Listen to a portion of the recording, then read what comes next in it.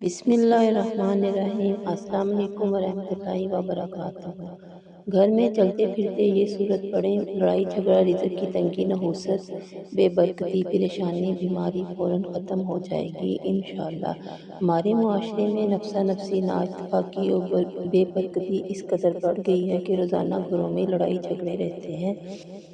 بے روزگاری بھی اس کا بڑا سبب ہے، لیکن سب سے زیادہ جو جز اس کو بڑھاتی ہے وہ تربیت کا فقدان ہے۔ طبیعتوں میں بے چینی اور ایک دوسرے کی عزت نہ کرنے سے بھی گھروں میں لڑائی جھگڑا رہتا ہے۔ اس کا سلسلہ ماں باپ سے شروع ہوتا ہے اور جو اولاد اور پھر نسلوں تک چلتا ہے۔ یہ لڑائی حساس اور ذمہ دار اہل خانہ کو بے حد پریشان رکھتی ہے۔ شیطان ایسے گھروں کو اپنا پسندیدہ ٹھکانہ بنائے رکھتا ہے۔ گھر سے بے برکتی، رزق کی تنگی، لڑائی جھگڑے دور کرنے کے لیے، نحوست دور کرنے کے لیے چلتے پھرتے سورہ ناس پڑھیں۔ یہ قرآن پاک کی چھوٹی سی سورت ہے۔ یہ قرآن پاک کی آخری سورت ہے، اس کو لازمی پڑھیں۔